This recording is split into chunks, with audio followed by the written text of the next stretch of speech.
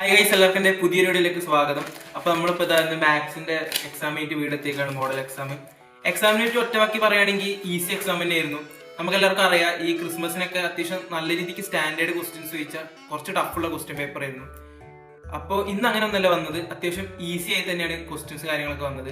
എല്ലാ ചാപ്റ്റേഴ്സും ഒന്ന് അത്യാവശ്യം നല്ല രീതിക്ക് ഒന്ന് വൃത്തിക്ക് പഠിച്ചിട്ട് പോയിട്ടുണ്ടെങ്കിൽ ഫുൾ മാർക്കിനെ മേടിക്കാൻ പറ്റുന്ന ഒരു ക്വസ്റ്റ്യൻ പേപ്പർ ആയിരുന്നു തന്നെ. എൻ്റെ കാര്യത്തിലേക്ക് വരികയാണെങ്കിൽ ഞാൻ വളരെ കുറച്ച് ചാപ്റ്റേഴ്സ് ഒക്കെ മുമ്പ് പഠിച്ചിട്ടുണ്ട്.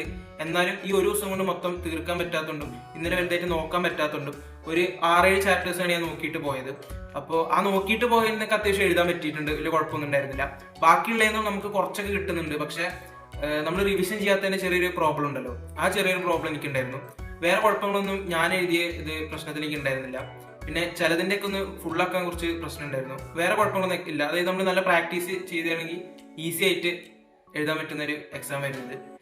പിന്നെ പറയുകയാണെങ്കിൽ എനിക്ക് ഇന്നലെ തോന്നിയിരുന്നു ഇന്നത്തെ എക്സാം മിക്കവാറും കുറച്ച് ഈസി ആക്കുന്നു.